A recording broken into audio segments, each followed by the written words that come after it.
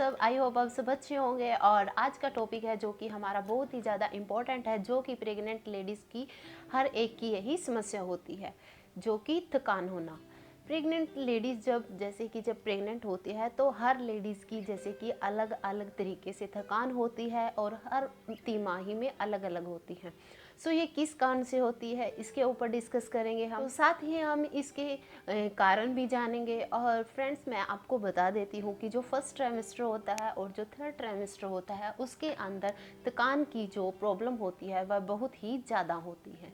जैसे कि अब बात करते हैं हम फर्स्ट ट्राइमेस्टर की। लेकिन सबसे पहले अगर आप मेरे चैनल पर नए हैं तो मेरे चैनल को सब्सक्राइब कर लीजिए और साथ ही बेल आइकन के बटन को प्रेस कर लीजिए ताकि आने वाली वीडियो का नोटिफिकेशन सबसे पहले आपको मिले। तो चलिए स्टार्ट करते हैं। जैसे ही हमारा फर्स्ट ट्राइमेस्टर शुरू हो जाता है, हमें कंफर्म हो जाता है कि हम प्रेग्नेंट है, तो उस टाइम पर हमें जैसे कि बहुत सारी प्रॉब्लम होती हैं, जैसे कि मॉर्निंग वीकनेस होना, उल्टी आना, कच्चा मन होना और थकान होना। ये सभी प्रॉब्लम है जो कि हमें होती हैं।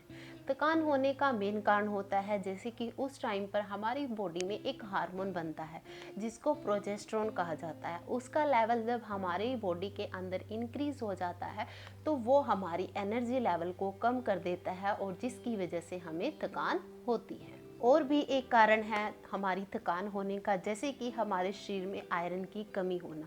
क्योंकि जैसे ही हमें कंफर्म होता है तो हमारे शरीर में एक छोटा सा भ्रूण है जो कि वो बनना शुरू हो जाता है।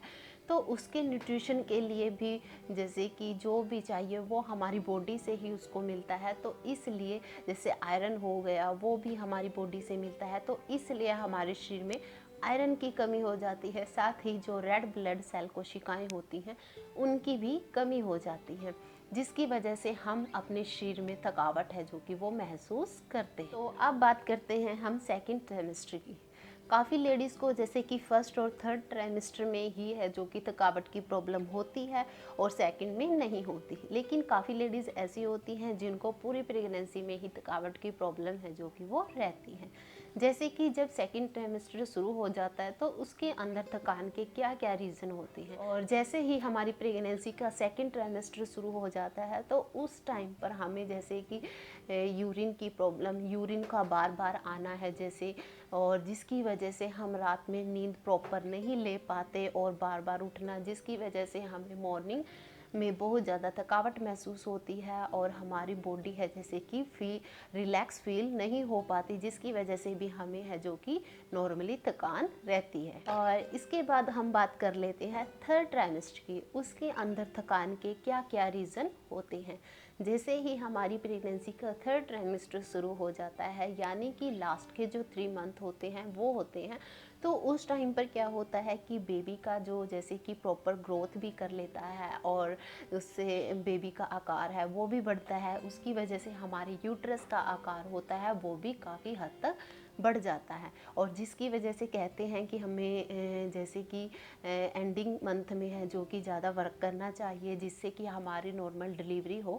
लेकिन जब हम वर्क करते हैं तो हमें काम करने में थोड़ी सी प्रॉब्लम आती है और जिसकी वजह से हम है जो कि थक जाते हैं और हमारे शरीर में थकावट हो जाती है। और इसी के साथ ही जैसे कि हमारे गर्भ में जो भ्रूण होता है उसको जो खून और न्यूट्रिशन की आवश्यकता होती है वो भी हमारी बॉडी से ही मिलती है उसको। तो इसलिए भी हमारे शरीर में इन सभी चीज़ों की कमी के कारण हमें जैसे अगर हम थोड़ा सा काम कर लेते हैं तो हमारी जो बॉडी होती है वो सहन नहीं कर पाती, और जिसकी वजह से हमें जैसे कि जल्दी जल्दी थकावट है वो हो जाती है।